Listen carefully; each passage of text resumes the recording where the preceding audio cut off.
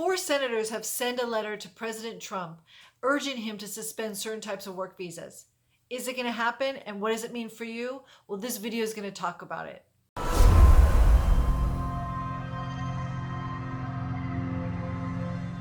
Hi, I'm Andrea Shev, and I'm the managing attorney for Shev Law Group in Los Angeles, California. I've been doing immigration for over 17 years, and I put together these videos to give you short, concise, and reliable information on all types of immigration issues. If you like the video, don't forget to subscribe and also hit that notification bell so you know the next time a video comes out. Now let's start this discussion about what is this letter that's been sent to President Trump about suspending work visas. So 4 senators have this past week sent a letter to President Trump urging him to suspend certain types of visas for a period of time because of COVID-19 and all the unemployment that's happening. Now remember, if you watched a previous video of mine about the executive order, there is a provision in that executive order where he suspended immigration for 60 days that asks for information and more in-depth discussion on other areas that can be suspended to help individuals that are unemployed in the United States, specifically U.S. citizens.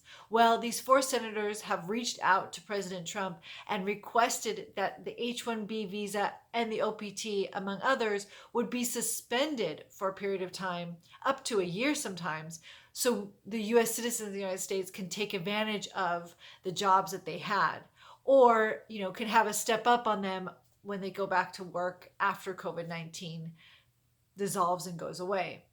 Well, my opinion is not going to happen. My opinion is if it does happen, it will be devastating to the economy in the United States. Now, I've talked about this before and I'm going to talk about it again.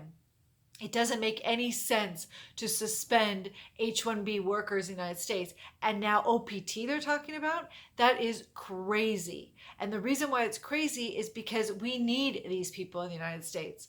We need the H1B workers. They are in positions in the United States, or they're taking positions in the United States that couldn't be filled by US workers. So why are we going to not allow them to come in and take those jobs and force these US companies to sit without the employees they need to get up and running again, or just to continue running as they would before COVID-19, just because we think that the US citizens that are out of work are going to be able to take those jobs?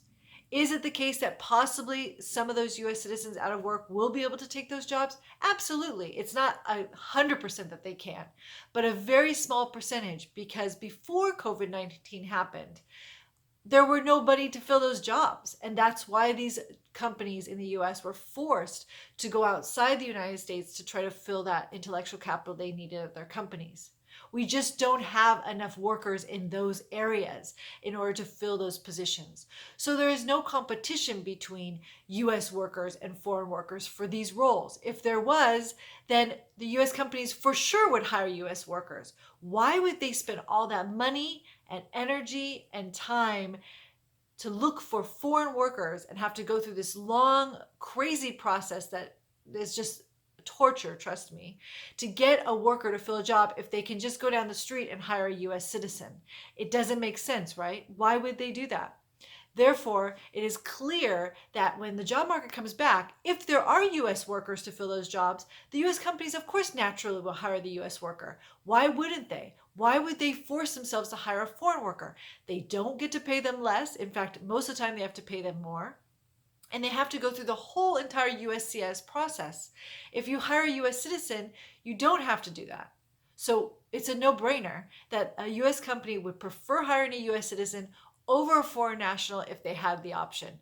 They don't have the option.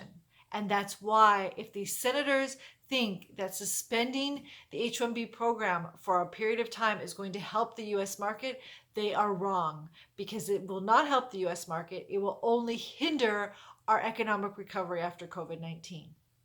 Now let's talk a little about the OPT being suspended. OPT being suspended. Okay, let's think about this.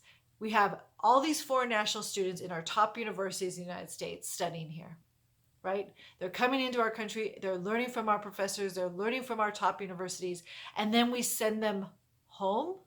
So all that intellectual capital that they earned and they learned while they were here in our universities, we're going to then send them home so then they can flourish in their own home countries. Of course, that doesn't make any sense. We should keep them here. We should keep them in the United States so all that intellectual capital stays with us. Now, the OPT program is for individuals that have graduated from our universities, and they get basically a period of time to work in the United States in their field that they studied. Okay? They have an opportunity to be here and see. And employers here get an opportunity to see how they work and take advantage of the intellectual capital that they learned in the universities. Are they going to for sure get a job after the OPT expires? No. Doesn't mean that they're going to get a job. But temporarily, they'll be able to be here and enhance our society and help us get back on our feet. Now, if they're worth staying, right, and the employer wants them to stay, they will offer them a job if there's a vehicle available for them to offer them a job. Back to the H1B. So the H1B is most likely the option that they would have to be able to hire the OPT individuals after it finishes, after their OPT finishes. So if we get rid of OPT, then we're basically sending all the intellectual capital back home with no chance or very little chance of bringing them back in. And two, if we hinder and stop or suspend the H1B program, we're going to lose the opportunity to hire all that or continue to hire all that intellectual capital that we need to bring in to keep our US companies going, because we don't have that capital here already to fill those particular jobs that are being requested under the H1B program. Therefore, we're keeping our fingers crossed that the senators that are putting this forward, or any other congressman or senator that tries to put this forward, understands and thinks again about the ramifications of doing this, and more importantly, that President Trump understands the ramifications and the negative consequences that will happen if he tried to put this into place. So I hope this video is informative. I hope it gives some kind of perspective to anyone out there that is trying to watch the news and decide for or against what the four senators are putting forth. And I hope that the politicians out there watch this video to understand that you have to look at really the reality of the situation and not just the political oversight of what's being talked about. And it's not going to help us to do this. It's only going to hinder our recovery and the growth of our economy. If you want more information on this topic or anything else, please don't forget to visit my website. There's lots of blogs and discussions about it, and look forward to other videos about this and other immigration issues that come out all the time. Hope you enjoyed the video, and take care and stay safe, and talk to you next time.